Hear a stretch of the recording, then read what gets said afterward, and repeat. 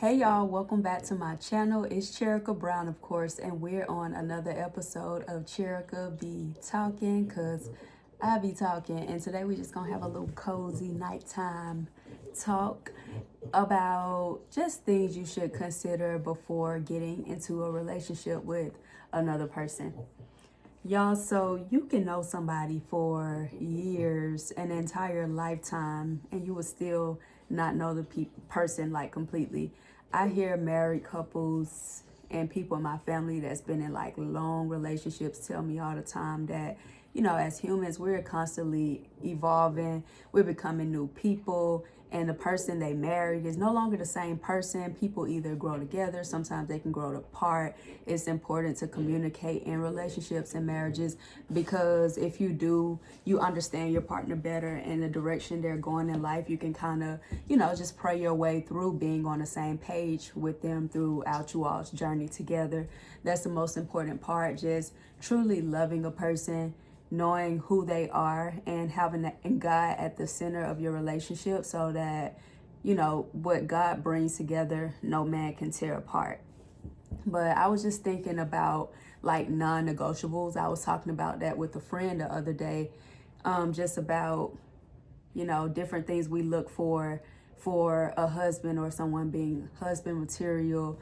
And I had a male friend that was just telling me things that he look at for women as far as being wife material in his eyes. And honestly, sometimes when we do talk to our friends, we see how people are very different, and we all look for different things and qualities in a person. And I think as singles, one thing that we have to remember is that when we think about non-negotiables and just things to look for in a person that we're looking at spending eternity with, it should be things that like matter, like things like belief systems, your religion, things like just morals, values, like things that you wouldn't do, like lie, cheat, steal. When you think of a good person to spend your life with, you want to focus on the character of the person. Things you don't want to focus too much on are things like physical appearance, like height, you know, I would say weight. Of course, everybody prefer someone like fit, but you don't want to focus too much on the physical and things that can change. Some things can change with motivation. Of course, you don't want to be that person that have to get with somebody to change. You want to constantly be working on yourself as a single, but you don't want to focus too much on, just the worldly aspects of trying to find someone to do life with. So it's very important to just think about core things like I mentioned before. And I also look at things, non-negotiables for me, like someone who doesn't drink, someone who doesn't smoke, someone who doesn't like curse people out, like just constantly using profanity, and somebody who doesn't, you know a spiteful person. Like things like that truly matter for me. And I think those are characteristics we should really genuinely take a look at when dating people. Like I said, it takes a very long time to get to know a person. So sometimes you may think you know a person, and you can know a person's representative for an entire year, 2 years, 3 years sometimes, until they show you how evil they can be or how malicious they can be. And if you are a genuine person, and when you love like Christ, it's hard for you to wrap your mind around some of the evil in the world of people who just don't believe in Christ, don't believe in God at all, or don't have a moral compass. They will do spiteful things, like take it way too far in order to try, just get back at you or do anything just malicious. And sometimes people are often hurt by people, and it leaves them scarred, when if you choose people based on character instead of that outer appearance, you'll be in a much better place.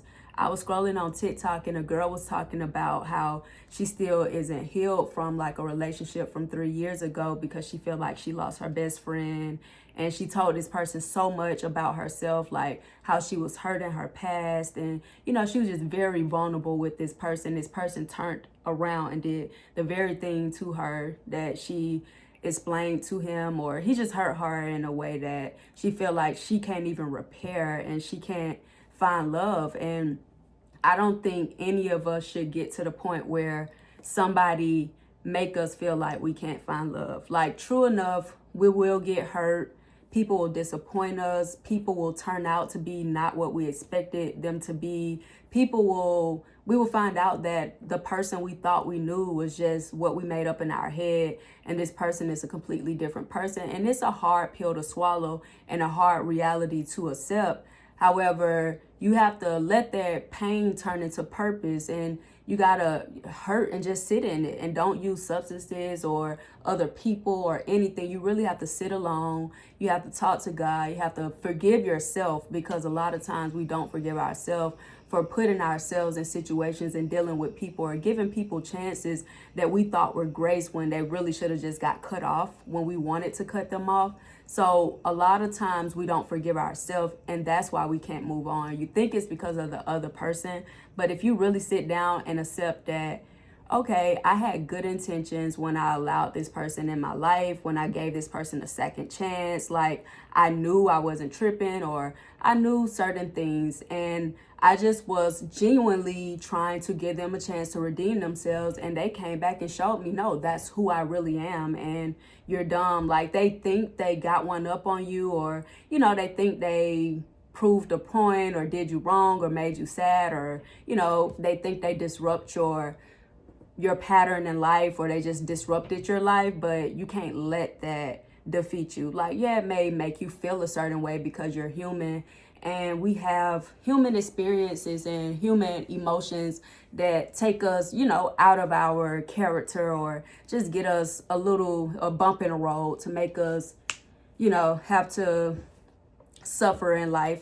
But you can't let that be your end all be all. You can't let one situation just completely change who you are and your perspective of life. Like, every situation that we enter into, a person that we choose or allow into our life, will cause us to, change. It will change us, and it changes you for the better. You can't let things change you for the worse. So when somebody comes in your life and you feel like they disrupted your life in a way, you can't look at it like a regret. You have to look at it like a good experience. You have to figure out, what did you learn from it? I never look at it as a loss. You always look at it as a lesson. Like, what is God trying to teach me? Or what do I have to learn from this situation that I put myself into? And once you get that lesson, you have to be okay with moving forward in your life. But I think we all don't realize that a lot of times we are the ones that put ourselves through those situations. So when I think of things that you should think about, like before getting with a partner, I think of like, fear God. Like, if a person does not fear God, they won't treat you right. That's just point blank, period. And I feel that way because believing in something bigger than yourself gives you a purpose as to what you're doing and how you're moving in life. If I don't believe in anything, I really don't fear anything. I can tell you that I'm not drinking sodas right now, and when you're not around, I can drink it. And I'll think, oh, they'll never know, because I don't think that there's something bigger than me that sees everything, that knows all and sees all. Like, forget you knowing, a person, a human. I know that God is always watching. So that's just my logic. This is a channel based on Christian foundation, so let's just make that clear. Also, when I think of like personal, you have to get to know yourself. Stop looking at being alone and being single as like, oh, I'm going to be this way forever and I'll never find love again. Start being more optimistic about it. Don't go out being desperate and thirsty for love. However, be open to love. Always have your heart open and ready to meet someone great. Get to know yourself is the most important thing that you can do. Like, when you are sitting around with yourself and you pay attention to people, I'm very observant. You see things that kind of annoy you, kind of irritate you, things that you really can't live with. For example, I see couples all the time where, like, let's say the woman, what is my dog doing? Where the woman is constantly like ripping and running for the man, or, just, being very much, catering to her man, catering to you, like Destiny Child said. And while I feel like any woman, and when I say any woman, I mean every woman, will cater to a man that's worthy of being catered to, that's really taking care of her, I know for a fact that consideration is one thing that I look for in a partner. Going forward, I cannot be with a man who is not considerate. And with the love languages that everybody discussed by Gary Chapman, the 5 love language, I think that's his name. But consideration will fall under acts of service. So that means like if I'm cooking, what Christmas is coming up, if I'm cooking Christmas dinner and me and my husband live together or something, and you know he's hungry, I don't want him to come down and expect me like to cook food for now too. If I'm cooking for tomorrow, Christmas, I would expect him, if he's at work, like coming home with us some dinner, or, you know, asking me like, hey, what you want to eat tonight? I'm going to grab us something real quick while you're doing that. I like when people like meet me where I am so that they can assist me, or, you know, if we have children in the future and I'm having to work, I'm having to go and take the kids to school, I'm having to make their lunch or and make his lunch or whatever, I would appreciate if he's like, hey, you know, I booked you a spa day today, or hey, I'm going to actually pick the children up for you today, or I'm going to actually take them to practice today. You know, just those considerate things let me know that, hey, this is a partnership. We're in this together.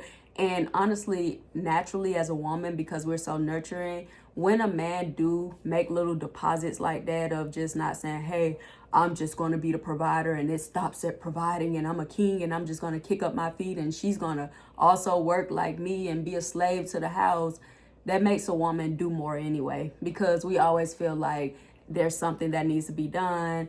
Women that I notice that are moms and wives, you know, it's always somebody that needs you. The mom is the one that's always been pulled in a million different directions, whether it's from your immediate family, your outside family, friends, you know, PTA meetings for schools and your children's sports team. Like, everybody always needs something from mom. So to have a partner that's very considerate and that's like, hey, you got a lot to do, let me take some of that off of you, I truly appreciate it. Like, even things when I'm like cramping or something, when it's that time of month, y'all know we all do it. It's a woman thing. If it's that time of month, a man that will really take the load off of me or go and get me like some snacks or make me a little care package, you know, I love a thoughtful, considerate man that's just like, hey, I'm actually going to mail this to you if he's out of town. Like, I'm going to send you this if he's on a work trip, stuff getting delivered at the door for me so I don't have to go out. Like, a man is like, hey, it's too late for you to be driving or going outside the house, actually let me go and do it.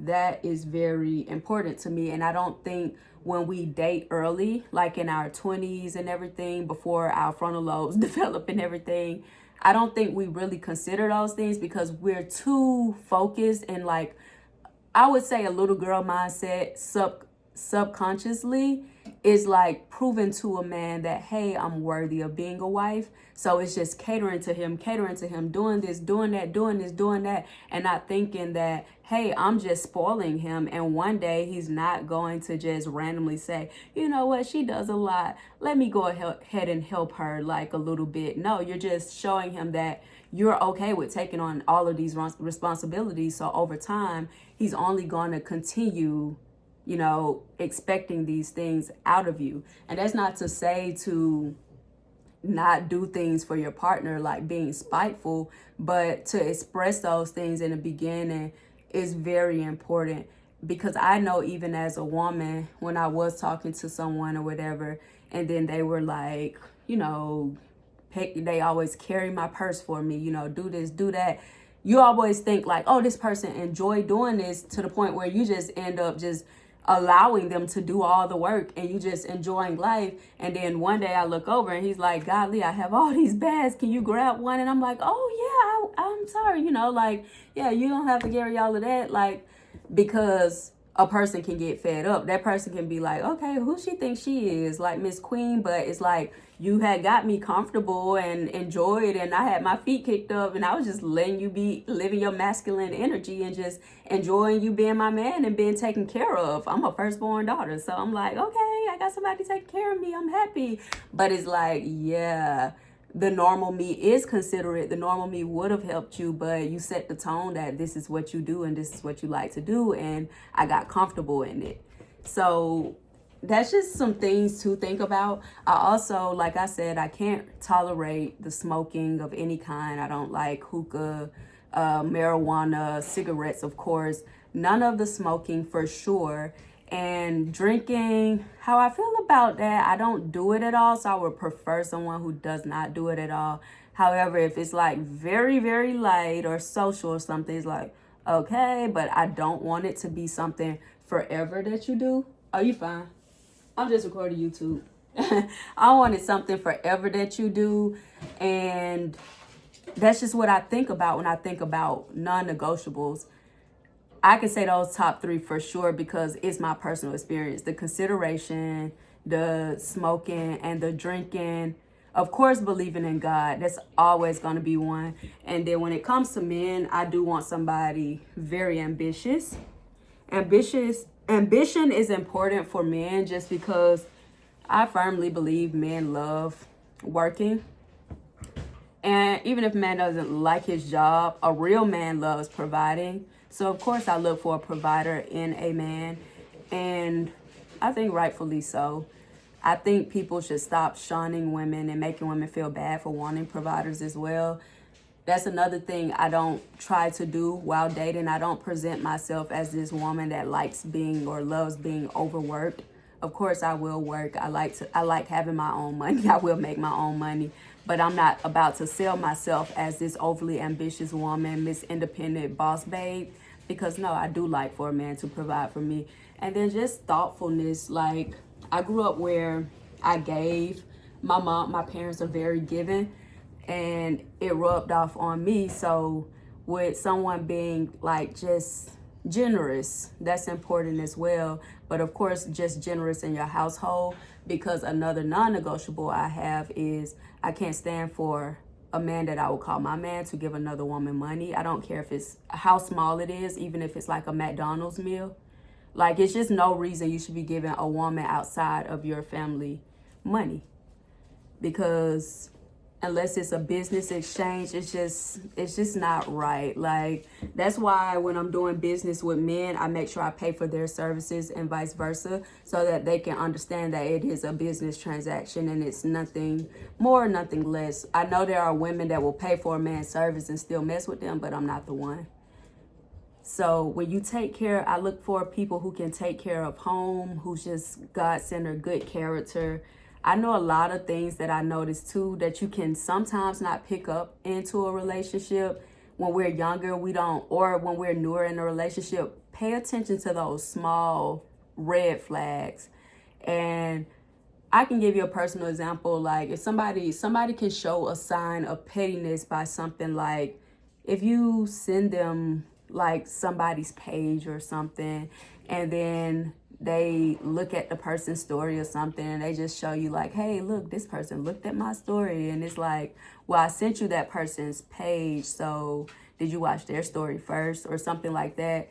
That it's those small signs of pettiness. Remember that when you first getting to know people, they're putting on an act anyway. So later in life, small things turns into big things. So the little, oh, somebody watched my story, will turn into them like actually following somebody, or, you know, actually liking stuff, and, you know, just throwing something back in your face. Like, signs of pettiness can just be in little situations.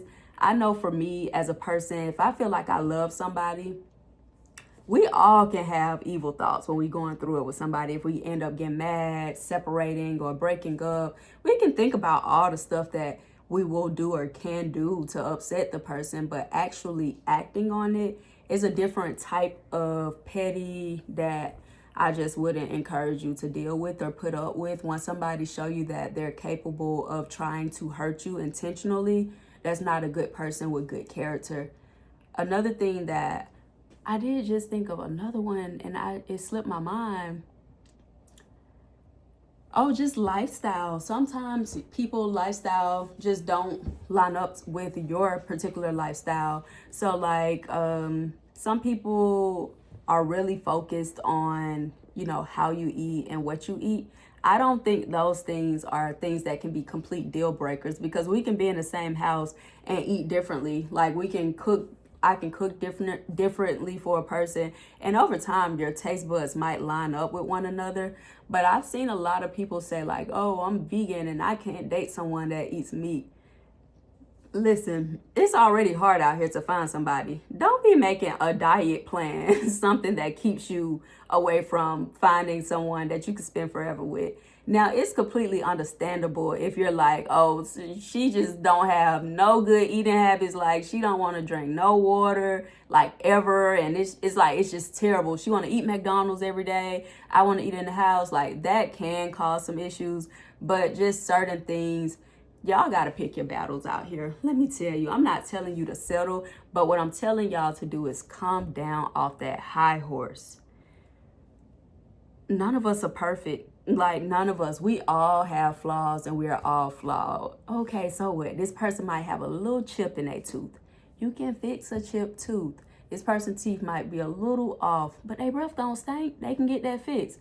So we got to start thinking like that. Okay, he might be a little short, but he's not shorter than me, and I could still wear heels with him. Or if I wear heels, I'm only an inch taller than him. That's fine. He can't change his height. He didn't choose his height. So if we just come down off our high horse and just get to the point where we like, okay, I can stomach this person. I can look at this person. Nobody wants to be with somebody that you're overly just like, oh my God, they're the most beautiful thing that I've ever seen. You don't want to be with a person like that anyways, because you may just be worshiping that person or putting them on a pedestal. And when you put people on a pedestal, they can feel it, and they'll look down on you sometimes if they're not a good person, and you'll end up in a situation where the love is one-sided and you end up with your heart broken. So I just want y'all to think about those things where you like, when I think about being with a person, I know that they have to do this or they have to do that. And don't let it be. I was just watching a video of a girl talking about when she get married, her husband got to know that she got to get a BBL after her pregnancy, and he got to pay for it. Like, that's going to be in their marriage contract. And y'all, that is not of God. Okay, I'm going to tell y'all like this right now. Like, you cannot. First of all, it just be so much wrong in the stuff that I hear online. When you are married with someone, your money, what's his is yours. So what do you mean like he has to pay for your surgery, like with his money? It's still coming out your finances. We have to get off this selfish mentality. And I think that's another thing that's a big thing, but that goes with consideration. That's why I say consideration. I look at with the partner, I can't be with someone who's selfish. And the crazy part about it, a lot of people in our generation are selfish and don't even think they are. Like, they think, oh, I'm the most giving person ever. I always do something for people. And they don't realize how their behaviors are selfish. Like, I'm going to give you an example. For my party, I had a birthday party. I had a friend that, let's just say I had a friend that can take pictures or whatever. I have a friend that calls me all the time for advice. Mind you, I'm a life coach. I get paid to give people advice. I get paid to be on the phone to talk to people. So I'm just getting this friend through a season because I'm like, this friend needs to get through this season. And I know how it is to want to talk about something you're going through with somebody and feeling kind of alone when the person you thought you love and could trust is betraying you. So I'm like, I'm going to get this person through this season. Now, the way I was raised and the way I was brought up, when my 30th birthday party came up and this person knows like a photographer or can take pictures, I would have been like, man, you really been getting me through this season. Like, for your birthday, I'm going to offer you my free service for your party, like to take your pictures or get somebody to take your pictures, because I really appreciate you sitting on this phone with me sometimes for an hour, just listening to me vent and sometimes cry and giving me advice, solid advice that's really progressed me over these few months. No, I got a happy birthday, and this is such a giving person, and this not a selfish person if you ask this person, but it's like the way I think and the way that I was raised and the way that I move, that will be considered selfish. And of course, people always say you can't expect people to think like you or move like you, and it's like I don't, but I always put myself in others' position, and putting yourself in other people's position is the most selfless thing you can do. If you don't do that often, you're not really selfish. It's one thing to say, oh, you need a ride home, I'll take you. But to do something that people wouldn't even expect you to do or not expecting, and, just bless people from a place of just, I have this, what can I, even if you don't have like finances or something, and you just have a talent or a gift or a business that you feel like could benefit this person, it's like, hey, actually, this is coming up for you, and I got this. Would you like for me to do that? Like, I just want to do that for you. Like, they ain't even got to mention I'm doing that for you because you have been my coach. They could literally just be like, hey, I just want to do something nice for you. And that will be appreciated. And that makes a person, honestly, when you just drop those little gifts in every now and then, be like, you know what? I actually will keep listening to this person. But when it's like, it's just take, and you claiming to be selfless, and a person not seeing you like show up for them, even in small ways or free ways that you can, it's like, no, actually, you're not selfless. You're not, you're very selfish, but I hope you get that awakening or whatever, and God just show you.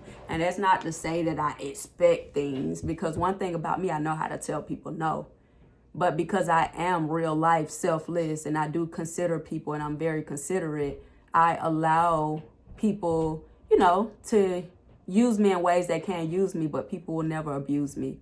And my mama taught me that long time ago, when I would tell her, like, stop talking to people, or, they just using you, and you doing this and doing that. She was like, I don't do nothing that I don't want to do. She was like, nobody can ever use me. Because anything I did it from the kindness of my heart. And when she said that to me when I was very young, I've always kept that with me. Like, anything I've done for anybody, even people that's betrayed me or spit in my face, I don't even think about it when they betray me, because I truly did it from the kindness of my heart. It was not to persuade them or to manipulate them or anything. It was genuinely because I can and I wanted to. And that's how you move when you truly believe in Christ and you truly are a selfless person. Being selfless is a real big one that y'all should really start focusing on in our generation. It's so many I can think of, and I'll probably come back if I think of more. But I hope this helps somebody. And y'all, just stop being superficial when picking a partner or picking someone you can spend forever with. And I think we'll be much better. Come off your high horse. Remember that we all have flaws. And if you find somebody with good character, you've honestly found a gem out here these days. Y'all know I'll be back, because I be talking. Peace.